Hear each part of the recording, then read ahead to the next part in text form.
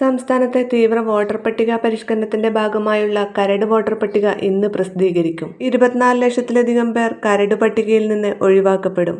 കരട് പട്ടിക എങ്ങനെയാണ് ചെക്ക് ചെയ്യേണ്ടത്, അതുപോലെ തന്നെ പട്ടികയിൽ പേരില്ലാത്തവർ എന്താണ് ചെയ്യേണ്ടത് തുടങ്ങിയ കാര്യങ്ങളാണ് ഇന്നത്തെ വീഡിയോയിൽ. വീഡിയോ ലൈക്ക് ചെയ്യാനും അതുപോലെ ഹൈപ്പ് ചെയ്യാനും മറക്കരുത്.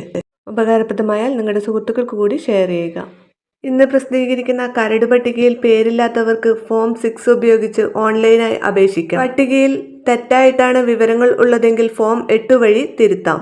വിദേശത്ത് താമസിക്കുന്ന മലയാളികൾക്ക് ഫോം 6A ഉപയോഗിച്ച് പേര് ചേർക്കാവുന്നതാണ്. ഇതിന് ആവശ്യമായ രേഖകൾ അപേക്ഷയോടൊപ്പം വയസ്സ് തെളിയിക്കുന്ന രേഖ, SSLC ബുക്ക് അല്ലെങ്കിൽ ആധാർ, വിലാസം തെളിയിക്കുന്ന രേഖ, റേഷൻ കാർഡ് അല്ലെങ്കിൽ പാസ്പോർട്ട് സൈസ് ഫോട്ടോ എന്നിവയാണ്. ഇനി എങ്ങനെയാണ് ഇന്നത്തെ കരട് പട്ടിക ചെക്ക് ചെയ്യുന്നത് എന്ന് നോക്കാം. ഇത് എല്ലാവർക്കും തന്നെ സ്വയം ചെക്ക് ചെയ്യാവുന്നതാണ്. വോട്ടർ പട്ടിക ചെക്ക് ചെയ്യാൻ voters.eci.gov.in എന്ന വെബ്സൈറ്റ് സന്ദർശിക്കുക. നിങ്ങളുടെ ജില്ല, അതുപോലെ നിയമസഭാ മണ്ഡലം എന്നിവ സെലക്ട് ചെയ്ത് കൊടുത്തതിന് ശേഷം ഇതുമായി ബന്ധപ്പെട്ട ഒരു പാർട്ട് നമ്പർ ഉണ്ട്, അതുകൂടി കൊടുത്തു കഴിഞ്ഞാൽ നിങ്ങളുടെ വോട്ടർ പട്ടികയിൽ നിങ്ങളുടെ പേരുണ്ടോ എന്ന് നിങ്ങൾക്ക് ചെക്ക് ചെയ്യാവുന്നതാണ്.